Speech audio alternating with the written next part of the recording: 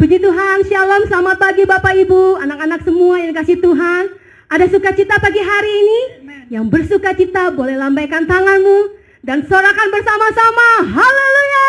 Haleluya! Yes! Haleluya Tuhan! Kau gunung batu kami, kau kota benteng kami, dan kau menjamin hidup kami Tuhan.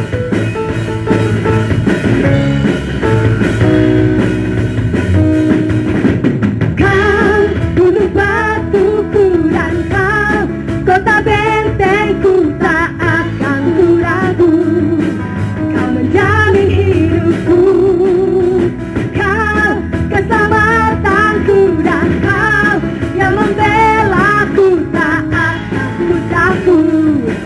Kuasamu di dalamku, walau badai menerpa di dalam hidupku ini, namun tanganmu Tuhan mengangkatku tinggi. Kau Tuhan yang benar, tak pernah tinggalkan.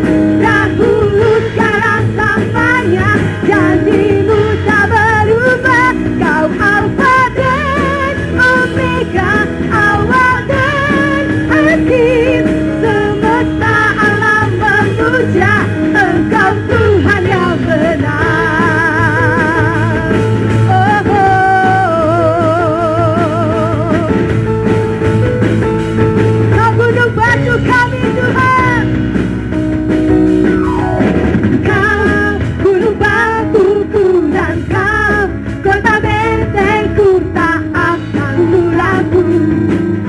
Menjamin hidupku, kau keselamatanku dan kau yang membelaku. Yesus takut, kuasamu di dalamku, walau badai menerpa di dalam hidupku ini, namun tanganmu, haleluya, mengangkatku tinggi. Kau Tuhan yang benar, tak pernah tinggalkan. Dahulu sekarang selamanya, janjimu tak berubah. Kau Alfa dan Omega, awal dan akhir. Semesta alam memuja Engkau Tuhan yang benar. Engkau Tuhan yang benar, tak pernah tinggalkan. Dahulu sekarang selamanya, janjimu tak berubah. Kau Alfa dan Omega, awal dan akhir.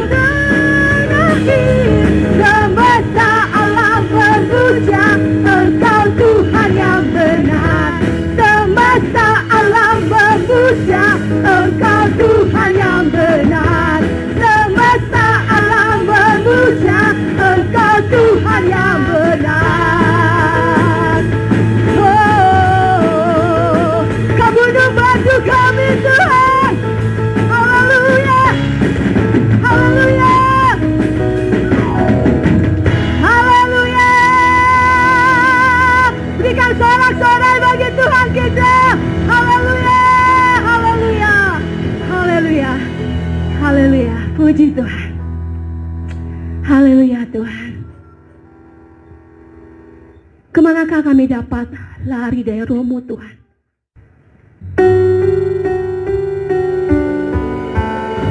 Haleluya Jesus.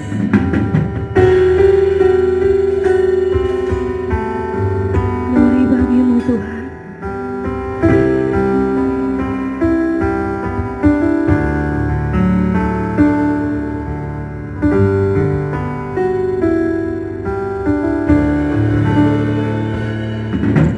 Kemanakah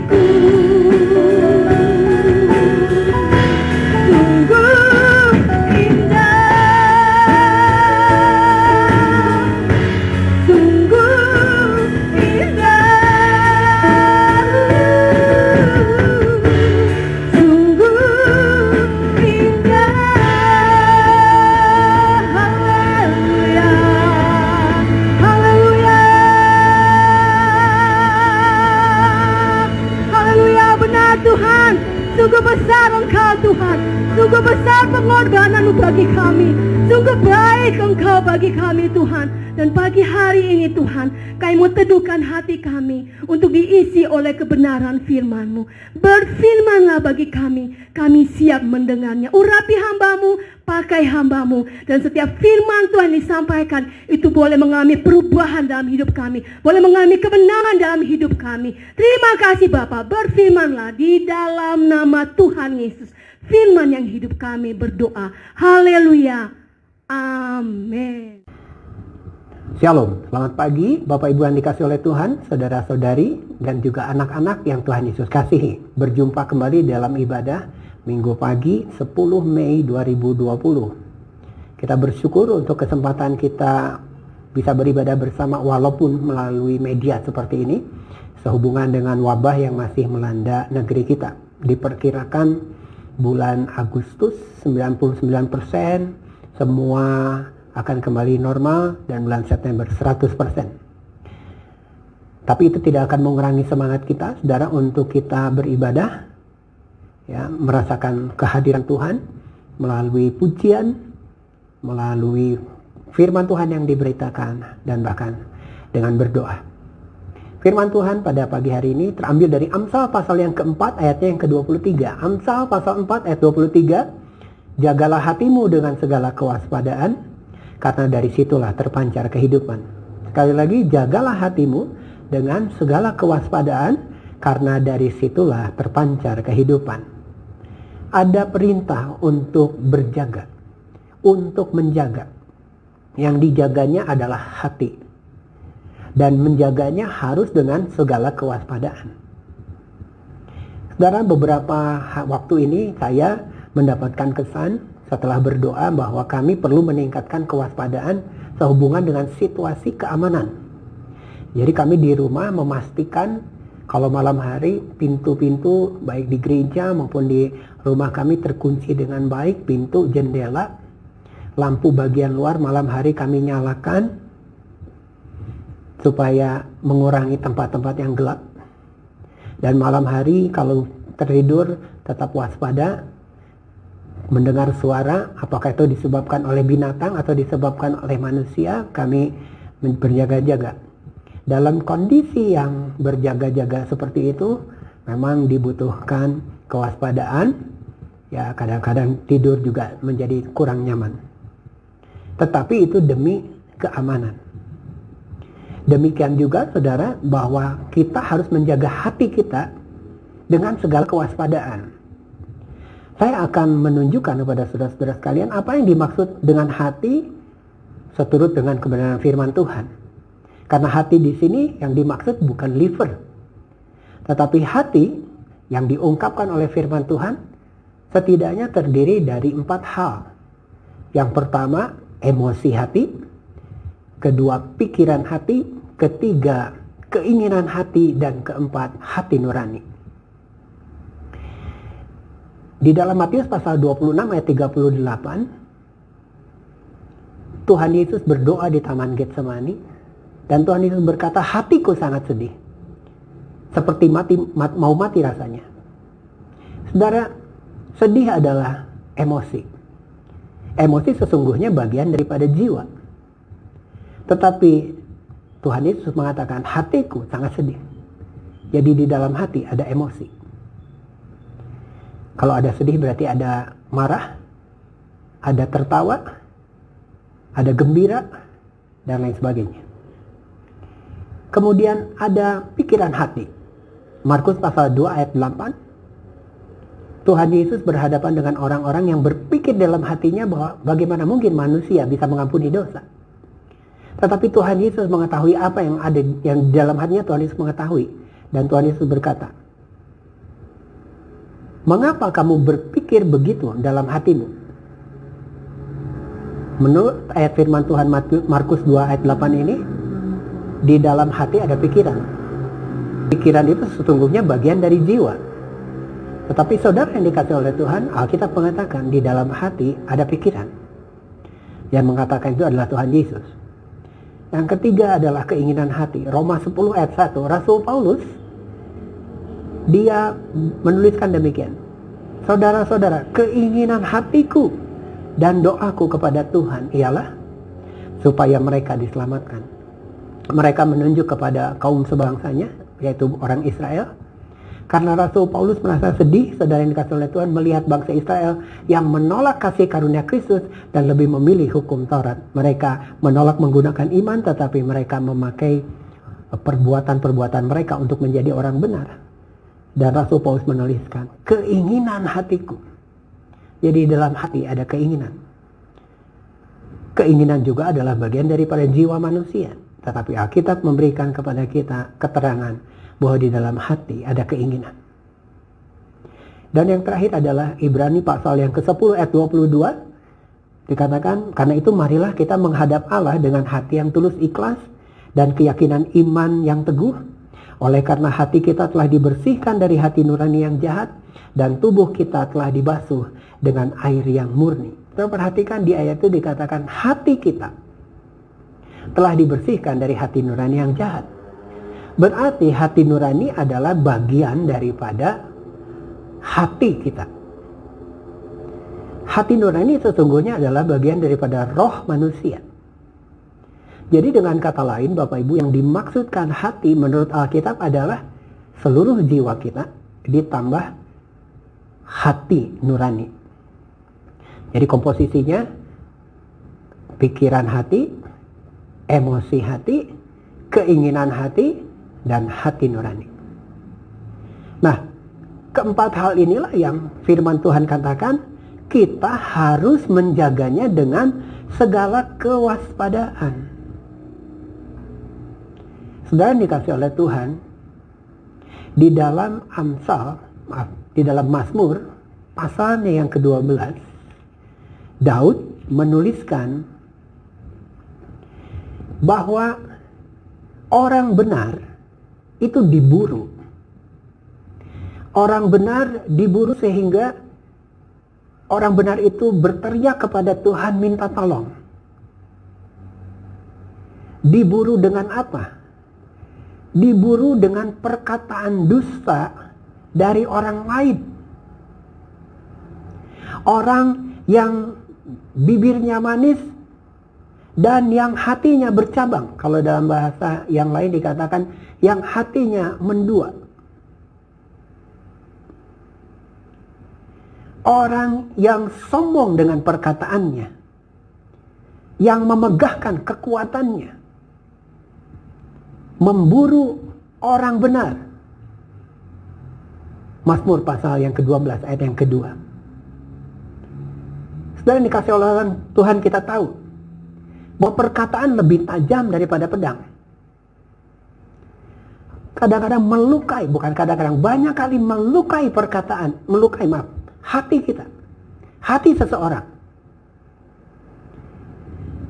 Tetapi bagaimana pemazmur menghadapi semua itu? Di dalam Mazmur pasal yang ke-12, ayat yang ke-7, ayat yang ke-8 dikatakan janji Tuhan adalah janji yang murni. Bagaikan perak yang teruji 7 kali dimurnikan dalam dapur peleburan di tanah. Engkau Tuhan yang akan menepatinya. Engkau akan menjaga kami senantiasa terhadap angkatan ini. Saudara yang dikasih oleh Tuhan, menghadapi situasi di mana orang benar diburu oleh perkataan-perkataan, pemazmur yaitu Daud mengatakan dia memegang janji Allah. Dan yang dipahami janji Allah oleh pemazmur adalah janji Allah yang murni. Bahkan kemurniannya seperti perak yang dimurnikan 7 kali dalam dapur peleburan. Itu udah murni sekali. Artinya kepada janji Allah yang murni itu, yang tidak mendua itu, pemazmur menaruh seluruh pengharapannya di tengah situasi di mana perkataan-perkataan manis, perkataan-perkataan yang busuk dari orang lain menyerang kehidupannya. Saudara-saudara yang dikasih oleh Tuhan, lebih lagi terhadap janji-janji Allah, pemazmur menaruh kepercayaan bahwa Allah itu pasti menepati apa yang Ia janjikan.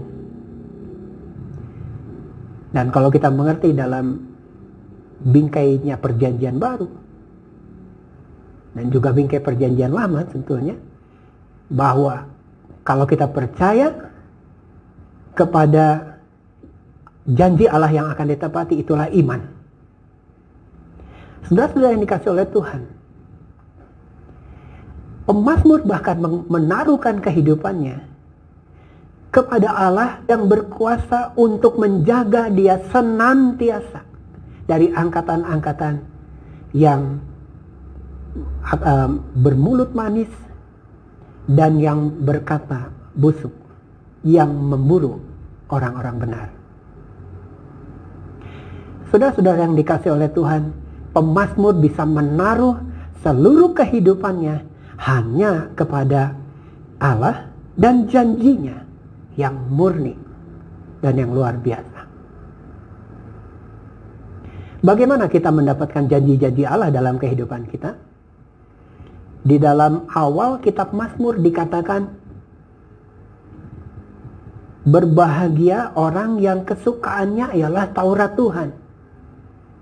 Diberkatilah orang yang kesukaannya adalah Taurat Tuhan dan yang merenungkan Taurat Tuhan itu siang dan malam. Dan dikasih oleh Tuhan, kita membutuhkan waktu,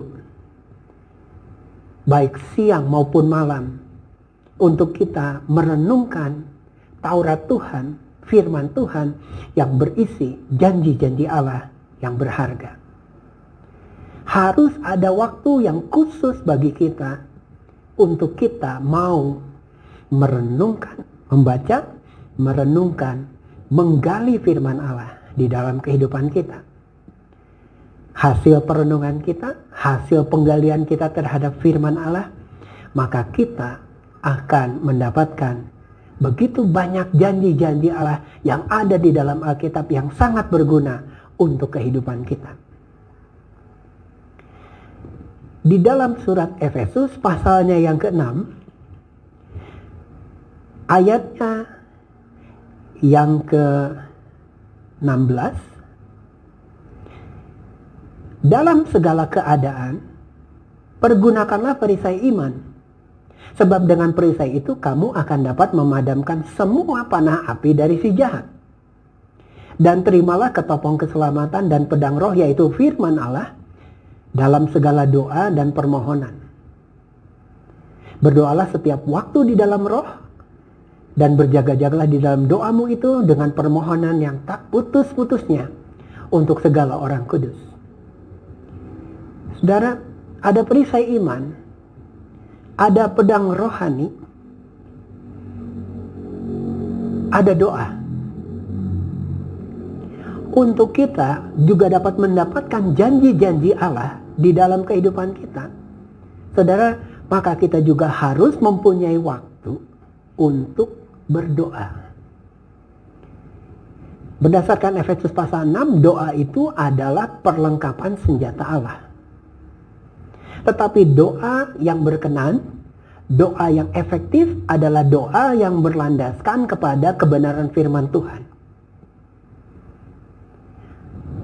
Pemazmur menaruh hatinya, menaruh pengharapannya kepada janji-janji Allah, dan dia percaya bahwa Allah akan menjaga pemazmur senantiasa dalam seluruh kehidupannya. Karena pemazmur mempunyai iman. Efesus pasal 6 mengatakan tentang perisai iman. Dengan perisai itu kita dapat memadamkan panah-panah api dari si jahat. Sekali lagi, dengan perisai iman itu kita dapat memadamkan panah-panah api dari si jahat. Kemana panah api itu biasa dilemparkan oleh si jahat? Pikiran kita, saudara. Sekali lagi, pikiran itu bagian daripada jiwa. Pikiran ini seringkali menjadi medan peperangan. Jangan lupa, iblis itu musuh kita. Dia punya segala macam cara untuk meyakinkan kepada kita bahwa apa yang sedang kita pikirkan itu benar. Padahal itu sebetulnya bertentangan dengan firman Tuhan. Saudara, kalau kita tidak mempunyai perisai iman, maka kita akan celaka. Karena kita tahu bahwa sumber daripada iman adalah mendengarkan firman Kristus. Firman Kristus itu murni, tidak mendua. Hanya kalau kita mengerti firman Kristus, maka panah api dari si jahat yang selicik apapun juga dapat kita padamkan. Amin. Selicik apapun panah api yang dilemparkan oleh si jahat dapat kita padamkan di pikiran kita dan di hati kita. Karena itu baik pikiran baik hati harus kita jaga dengan segala kewaspadaan, yaitu dengan perisai iman. Iman timbul dari pendengaran dan pendengaran oleh firman Kristus. Doa yang efektif adalah doa yang dimana kita memegang janji-janji Allah yang murni, yang berharga di dalam seluruh kehidupan kita. Saudara, untuk hal berdoa pun, saudara dan saya harus mempunyai waktu. Bahkan kalau boleh saya katakan harus mempunyai waktu khusus untuk saudara dan saya berdoa. Mengapa kita harus punya waktu yang khusus? Bukan supaya kita kelihatan berohani, tetapi waktu khusus yang kita punya untuk berdoa adalah supaya kita bisa berjumpa dengan Allah melalui doa-doa kita. Saya akan mengajak saudara membaca dari Yohanes pasalnya yang ke-14 ayat yang ke-23. Yohanes pasalnya yang ke-14 ayat yang ke-23. Dikatakan,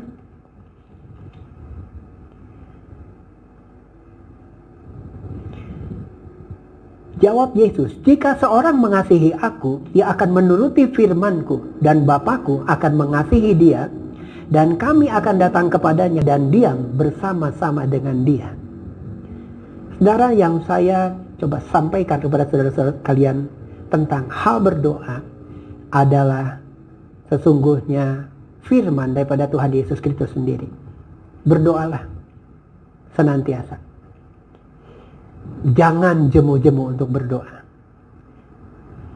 Dan kalau kita melakukan apa yang firman Tuhan katakan, salah satunya adalah berdoa, maka sudah dikasih oleh Tuhan, dikatakan bahwa Tuhan Yesus, Bapa dan Roh Kudus akan datang kepada mereka yang melakukan firman Tuhan. Menarik, saya mendapatkan di dalam terjemahan lain, bahasa Inggris, Amplified Bible, dikatakan bahwa if anyone really loves me, he will keep my word or my teaching, and my Father will love him, and we will come to him. Sudah perhatikan ini, and make our dwelling place with him. Bagian terakhir dalam kalimat bahasa Inggris itu kalau diterjemahkan, kami akan membuat tempat kediaman kami bersama dengan dia yang melakukan firman Allah. Mengapa kita perlu waktu untuk berdoa? Bukan untuk kita kelihatan rohani, tetapi supaya kita mengalami perjumpaan dengan Allah. Tidak selalu Tuhan datang menampakkan diri, tetapi kita bisa berjumpa dengan Allah melalui kebenaran firman-Nya, yaitu janji-janjinya yang murni di dalam kehidupan kita. Karena begitulah caranya kita dapat menjaga hati kita dengan segala kewaspadaan. Bukan kita curiga kepada orang lain, tetapi kita lebih membenamkan diri kita masuk di dalam kebenaran firman Allah dan meyakini janji-janji Allah dan percaya bahwa Allah akan menggenapi apa yang Dia janjikan.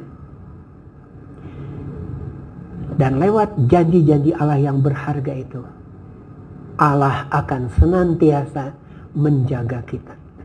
Kita hanya cukup berseru saja kepada Dia. Dan Dia akan memberikan kepada kita kekuatan dan hikmat. Sehingga kita bisa tetap menjaga hati kita. Baik emosi hati kita, pikiran hati kita, keinginan hati kita, dan hati nurani kita tidak bertentangan dengan apa yang menjadi kehendak Allah. Sebaliknya kita akan melakukan semua yang Allah kehendaki dalam firman-Nya untuk kita lakukan. Sehingga kita dapat memiliki persekutuan kita dengan Allah. Kita dapat merasakan kehadiran Allah di dalam kehidupan kita, di dalam hati kita. Saudara-saudara, mari kita kembali ke Amsal pasal 4 ayat 23. Bagian atau kalimat bagian akhirnya dikatakan, penggalan kalimatnya, karena dari situlah terpancar kehidupan. Di dalam perjanjian baru kita bisa memperhatikan kata hidup dalam bahasa aslinya muncul dalam 3 kata yang berbeda. Yang pertama adalah bios, kedua adalah psike, dan yang ketiga adalah zoe, Z-O-E. Semua kata itu dalam bahasa Indonesia diterjemahkan hidup, sehingga kita agak sulit untuk membedakannya. Tapi dalam bahasa Yunaninya masing-masing itu memiliki arti. Bios itu kata Yunani yang merujuk kepada kehidupan tubuh fisik. Kemudian kata psike dalam bahasa Yunani ini merujuk kepada kehidupan psikologis jiwa manusia, yaitu pikiran, emosi, dan keinginan. Zoe, Z-O-E, kata Yunani ini mengacu kepada kehidupan Allah yang kekal, tidak termasuk kepada ciptaan. Kehidupan ilahi yang dimiliki secara unik oleh Allah. Karena perjanjian lama adalah bayangan dari apa yang akan terjadi dalam perjanjian baru, maka saudara, kita boleh meyakini Yohanes 14 ayat 23 tadi, di mana Bapa, Tuhan Yesus dan Roh Kudus yang akan membuat tempat kediamannya bersama-sama dengan orang yang melakukan kebenaran firman Tuhan, maka orang itu akan memiliki kehidupan yang ilahi, yang berasal daripada Allah, yaitu kehidupan Zoe. Kehidupan yang memang berasal daripada Allah, bukan yang berasal dari dunia ini.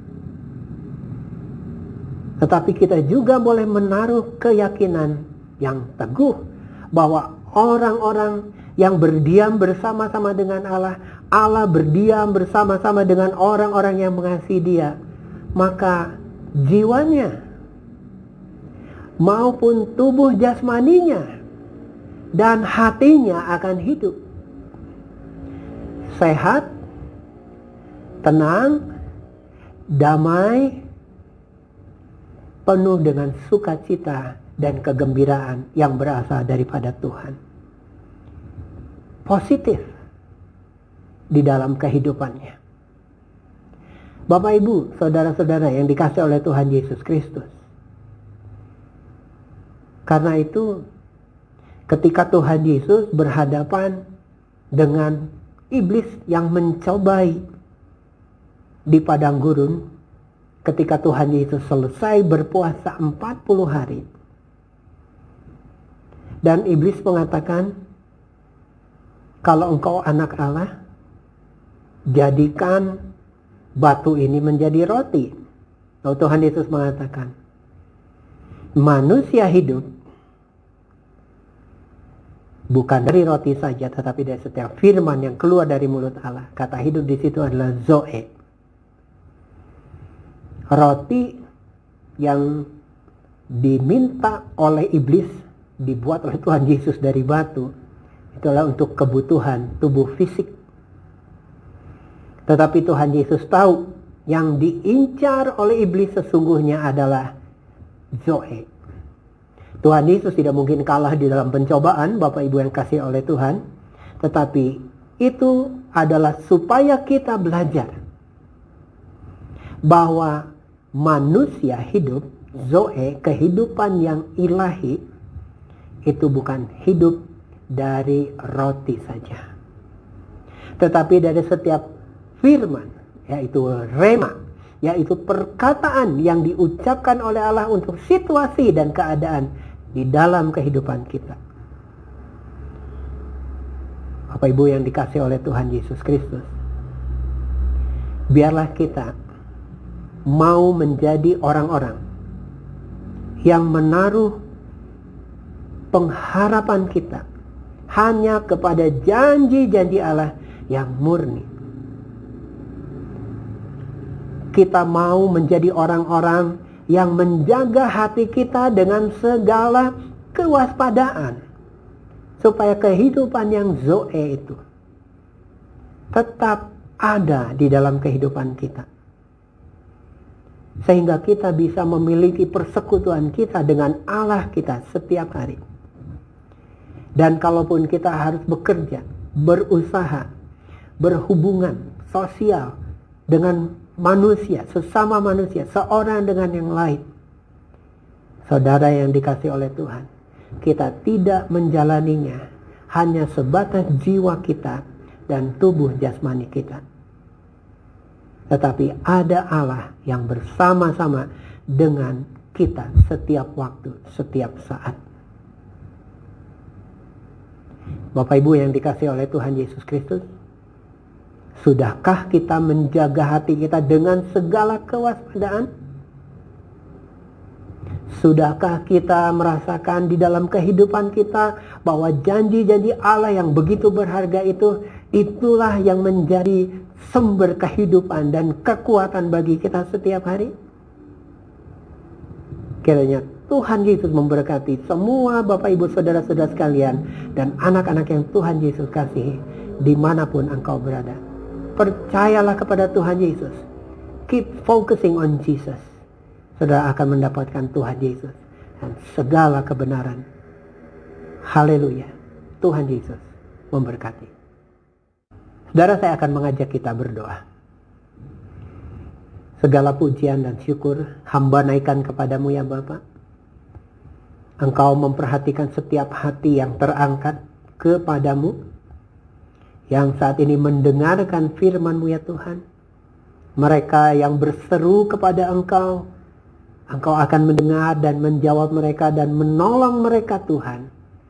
Karena mereka menaruh pengharapan mereka, dan kami semua menaruh pengharapan kami hanya kepada janji-janji Tuhan yang mulia, janji-janji Tuhan yang murni, janji-janji Tuhan yang berharga. Dan kami percaya bahwa melalui janji-janji-Mu itu Tuhan, kami terpelihara dengan sempurna. Kami terlindung, Engkau akan menjagai kami Tuhan sepanjang waktu dalam kehidupan kami. Kami mohon ajar kami untuk kami berdoa, berjaga-jaga di dalam doa kami. Dan kami juga membuka hati kami untuk kebenaran firman-Mu dan janji-janji-Mu dinyatakan di dalam kehidupan setiap kami, pribadi lepas pribadi. Karena tidak ada perbedaan antara orang Yahudi dan orang-orang non-Yahudi. Tidak ada perbedaan Tuhan, apabila kami mau sungguh-sungguh percaya dan mengandalkan hanya Engkau saja. Terima kasih Tuhan, hamba berdoa, Tuhan berkat-Mu atas umat-Mu. Mereka yang sakit, hamba berdoa, dan hamba percaya bahwa kesembuhan telah diberikan. Dan mereka yang sakit, apapun sakit dan penyakitnya, mungkin sakit di bagian punggungnya, lehernya Tuhan Yesus, pada bagian kaki, atau jari jemari Tuhan, aku berdoa dalam nama Tuhan Yesus, yang menjadi kaku, menjadi pulih kembali dalam nama Tuhan Yesus Kristus. Dalam nama Tuhan Yesus Kristus. Dan yang mengalami sedih hatinya Tuhan, hamba berdoa Engkau mendatangkan penghiburan kepada mereka. Hamba memohon dalam nama Tuhan Yesus, segala kegalauan, kegundahan, hati yang sedih, Tuhan akan menghiburkan. Hamba mohon dalam nama Tuhan Yesus. Dan Tuhan, kalau ada hati yang keras, hati yang sudah menebal, tidak mau lagi mendengarkan kebenaran firman Tuhan, hamba memohon kemurahan-Mu Bapa, supaya hati yang keras diberikan hati yang lembut dan hati yang taat untuk mendengar Tuhan. Dan Tuhan mengampuni. Kalau ada yang keras hati, Tuhan mengampuni. Karena Tuhan menginginkan kami memiliki hati yang lembut dan hati yang taat. Terima kasih ya Bapak. Di dalam nama Tuhan Yesus, hamba-Mu berdoa dan mengucap syukur bahwa lawatan Allah ada atas jemaat-Mu dimanapun mereka berada. Dan setiap mereka yang melihat, menonton siaran ini, Tuhan boleh menjawab segala kebutuhan mereka menurut kasih karunia di dalam Kristus Yesus yang datang dengan berlimpah bagi mereka pribadi lepas pribadi. Terima kasih Bapa. Di dalam nama Tuhan Yesus kami berdoa. Amin. Saudara, mari kita sudah memuji Tuhan. Kita sudah mendengarkan firman Tuhan. Kita sudah menerima lawatan Allah. Dan kita sudah berdoa. Ini saatnya sebelum kita selesai dengan ibadah di pagi hari ini, sudah dikasih oleh Tuhan dan sudah akan masuk dalam menikmati hari Minggu saudara, mari arahkan hati dan pikiranmu kepada Tuhan Yesus dan terimalah berkat. Jika memungkinkan dimanapun sudah berada, mari berdiri bersama-sama dan terimalah berkat daripada Bapa. Tuhan memberkati engkau dan melindungi engkau. Tuhan menyinari engkau dengan wajahnya dan memberi engkau kasih karunia. Tuhan menghadapkan wajahnya kepadamu dan memberi engkau damai sejahtera. Di dalam nama Bapa dan Putra dan Roh Kudus, yaitu di dalam nama berkat Tuhan Yesus Kristus, terimalah berkat. Haleluya. Amin. Selamat hari Minggu. Tuhan Yesus memberkati saudara-saudara sekalian. Tuhan memberkati keluarga saudara-saudara. Amin.